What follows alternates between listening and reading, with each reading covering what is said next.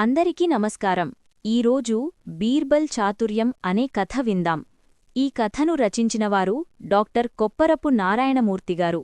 ఈ కథ సంచిక తెలుగు డైనమిక్ ఆన్లైన్ సాహిత్య పత్రికలో ప్రచురితమైంది. ఇప్పుడు కథ మొదలుపెట్టేస్తున్నాండి. భారతదేశాన్ని పాలించిన చక్రవర్తుల్లో అక్బర్ మహారాజు ఒకరు. ఢిల్లీ రాజధానిగా ఆయన పాలించే రోజుల్లో ఆయన మంత్రుల్లో బీర్బల్ ఒకరు. బీర్బల్ మంత్రే కాదు, మంచి సహచరుడి కూడా. రాజుకు వచ్చే దైనందిన రాచరిక సమస్యలేగాక అనేక ఇతర సందేహాలను ఆయన బీర్బల్ను అడిగేవాడు. బీర్బల్ వాటికి సంతృప్తికరమైన జవాబులిచ్చేవాడు. అలా సందేహాలను నివృత్తి చేసినప్పుడల్లా రాజు బీర్బల్కు అనేక బహుమతులిచ్చేవాడు.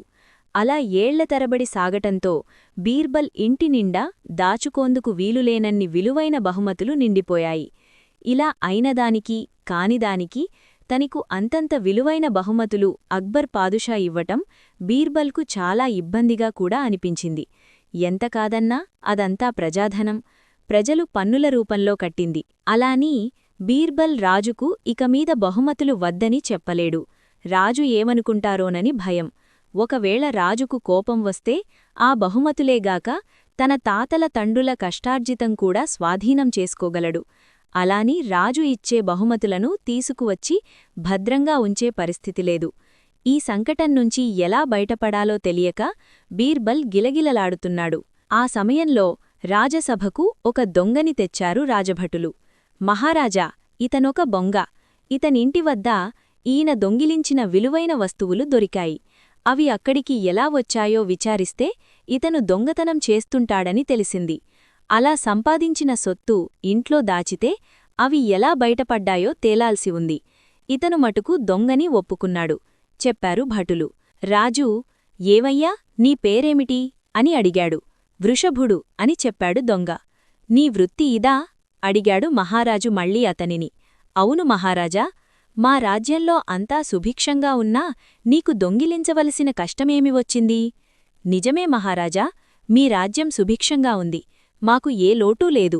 మరి దొంగతనానికెందుకు ఒడిగట్టావు? మహారాజా, ఇప్పుడు యుద్ధాలు లేవు. ఏ రాజు మీతో యుద్ధం చెయ్యను సాహసించలేడు కూడా. అయినా మీరు రోజూ అనేకమంది వీరులతో కత్తియుద్ధం, గదాయుద్ధం, మల్లయుద్ధం సాధన చేయటం లేదా? అలాగే మా కులవృద్ధి దొంగతనం. ఇది కొంతకాలం మానేస్తే తిరిగి చెయ్యటం కష్టం మహారాజా. అలాని అక్బర్ మహారాజు కోపంతో రెట్టించిన స్వరంతో మళ్ళీ అడిగాడు.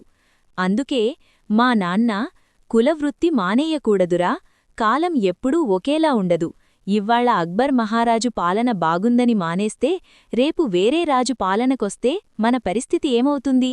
కాబట్టి దొంగతనం కళను కొనసాగించటమే మన వృత్తి ధర్మం అని చెప్పాడు మహారాజా. అందువలన నేను ఇంకా నాలాంటివారు దొంగతనం కళను ఆచరిస్తూనే ఉన్నాము, చెప్పాడు వృషభుడు చేతులు కట్టుకొని వినయంగా, భయంభయంగా. ఏవి ఆ వస్తువులిలా తెండి ఆజ్ఞాపించాడు రాజు. ఆ సరికే ఆ వస్తువులు తనకు అక్బర్ మహారాజు ఇచ్చిన విలువైన కానుకలుగా గుర్తించాడు బీర్బల్.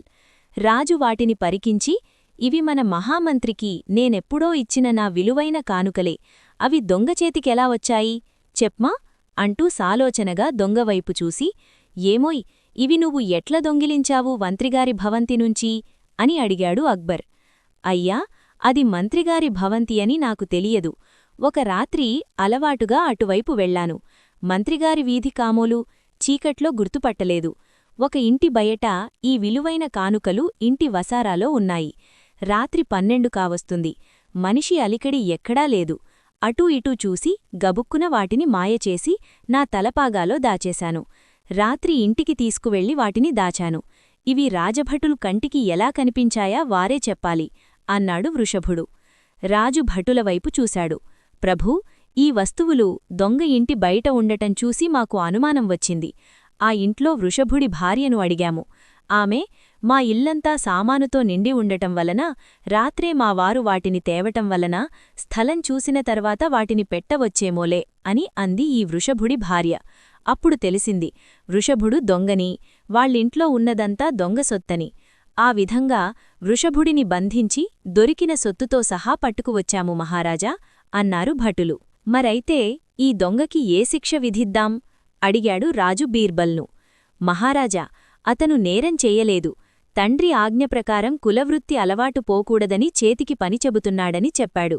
కాబట్టి అతని నిజాయితీకి మెచ్చి అతనిని విడిచిపెట్టవలసిందిగా ప్రభువును కోరుతున్నాను అన్నాడు బీర్బల్. వృషభుడు ఆదుర్ధగా రాజువైపు చూశాడు.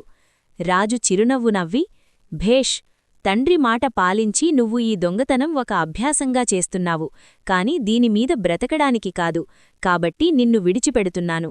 అయితే ఒక షరతు, ఇకపై ఎప్పటికప్పుడు దొంగిలించిన సొమ్మును, ఎవరి సొమ్ము దొంగిలించావో తెలుపుతూ సేనాని రక్షక భటులకు మర్నాడు ఉదయమే అప్పచెప్పాలి. నీ దొంగతనం వలన రాజ్యంలో ఎవ్వరికీ కష్టం కలగకూడదు, రాజ్యంలో కలకలం చెలరేగకూడదు, సరేనా అని శాసించాడు అక్బర్ మహారాజు. సరేను అని అంగీకారసూచకంగా తలనూపాడు వృషభుడు. బీర్బల్ లోలోపల తన ఎత్తు పారినందుకు చాలా సంతోషించాడు. ఎందుకంటే ఆ దొంగ దొంగే కాదు, బీర్బల్ దూరపు బంధువు. తన దగ్గర నిల్వలుగా పేరుకుపోయిన విలువైన కానుకలెన్నో ప్రజల పన్నుల నుండి చేయించి మహారాజు తనకు బహుమతిగా ఇచ్చినవి. ఇవి తిరస్కరిస్తే రాజుగారికి కోపం వస్తుంది. ఇవి ఎలాగైనా తిరిగి ప్రజలకే చేరాలంటే ఏదో ఒక ఉపాయం చెయ్యాలి.